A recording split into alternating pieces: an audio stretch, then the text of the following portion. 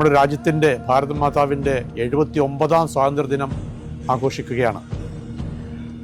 ഈ വേളയിൽ എനിക്ക് പറയാനുള്ളത്, നമുക്ക് സ്വാതന്ത്ര്യം എന്ന് പറയുന്നത് നമ്മുടെ നാട്ടിലെ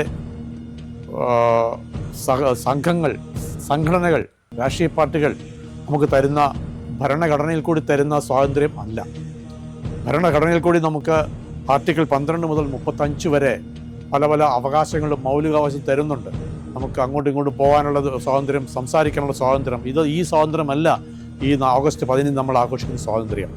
നമ്മുടെ ഈ സ്വാതന്ത്ര്യം എന്ന് പറഞ്ഞാൽ ബാഹ്യശക്തികളിൽ നിന്നുള്ള സ്വാതന്ത്ര്യം നമ്മൾ എടുത്തതാണ്. 1947 ഓഗസ്റ്റ് 14 രാത്രി 12 മണിക്ക് ശേഷം 2 മിനിറ്റിന് ശേഷമാണ് നമുക്ക് ഇന്ത്യക്ക് സ്വാതന്ത്ര്യം കിട്ടിയത്. അതുകൊണ്ട് അത് ഓഗസ്റ്റ് 15 മാറി. ആ മർദ്ധരാത്രിയാണ് ഇൻഡിപെൻഡൻസ് ഇൻ മിഡ് നൈറ്റ് എന്ന് നമുക്ക് കിട്ടിയത്. അപ്പോൾ നമ്മുടെ രാജ്യത്തിൻ്റെ അതിർത്തി കാക്കുന്ന സേനാംഗങ്ങൾ, സായുധ സേനാംഗങ്ങൾ, BSF ഉണ്ട്, ITBP ഉണ്ട്, SSB ഉണ്ട്, ആസാം റൈഫിൾസ് ഉണ്ട്, കോസ്റ്റ് ഗാർഡ് ഉണ്ട്. ഇതെല്ലാം നമ്മുടെ അതിർത്തികൾ കാക്കുകയാണ്. ഈ അതിർത്തികൾ അവർ ഭംഗിയായിട്ട് നല്ല രീതിയിൽ ആത്മാർത്ഥതയോട് കാക്കുന്നത് കൊണ്ടാണ് നമുക്ക് ശാന്തമായിട്ടും സുരക്ഷിതമായിട്ടും നമുക്കിവിടെ ജീവിക്കാൻ കഴിയുന്നത്.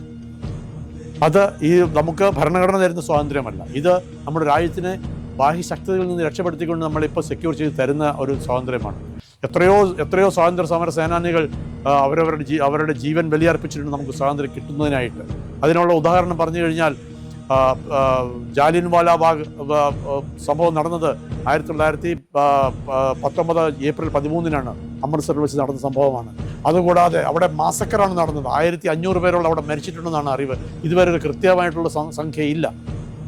കൂടാതെ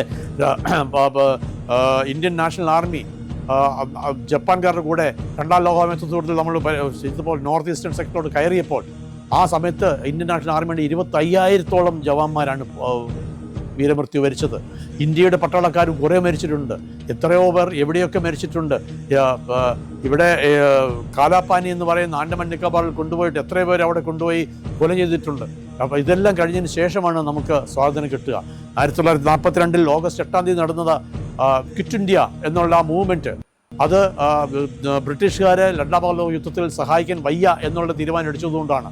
അങ്ങനെ തീരുമാനിച്ചുകൊണ്ടാണ് അവർ 1945 നമുക്ക് സ്വാതന്ത്ര്യം തരാമെന്ന് തീരുമാനിക്കുന്നതും 47 ഓഗസ്റ്റിൽ നമുക്ക് സ്വാതന്ത്ര്യം കിട്ടുന്നതും. അപ്പോൾ ആ സ്വാതന്ത്ര്യം നമുക്ക് ഇപ്പോൾ സംരക്ഷിക്കുന്നത് നമ്മുടെ സായുധ സേനകളാണ്. നമ്മുടെ BSF, ITBP, Assam rifles, coast guard, SSB ഇങ്ങനെയുള്ള ഫോഴ്സുകളാണ് നമ്മുടെ ഇപ്പോൾ ഈ സമാധാന സമയത്ത് നമ്മൾ സംരക്ഷിച്ചുകൊണ്ടിരിക്കുന്നത്. അതുകൂടാതെ എന്തെങ്കിലും പ്രശ്നങ്ങൾ ഉണ്ടായി കഴിയുമ്പോൾ പിന്നെ ഇന്ത്യൻ ആർമി, എയർഫോഴ്സ്, നേവി ഇവരൊക്കെയാണ് നമ്മളെ സംരക്ഷിക്കുന്നത്. അപ്പോൾ അങ്ങനെ ഈ സായുധ സേനകൾ സംരക്ഷിക്കുമ്പോൾ അവരുടെ കാര്യങ്ങൾ നമ്മൾ സംരക്ഷിക്കണം എന്നുള്ളത് നമുക്കൊരു കർത്തവ്യമുണ്ട്. അപ്പോൾ ഈ സ്വാതന്ത്ര്യം നമുക്ക് കിട്ടുന്നത് അവരുടെ അതിർത്തിയിൽ സംരക്ഷിക്കുന്നത് കൊണ്ട് മാത്രമാണ്.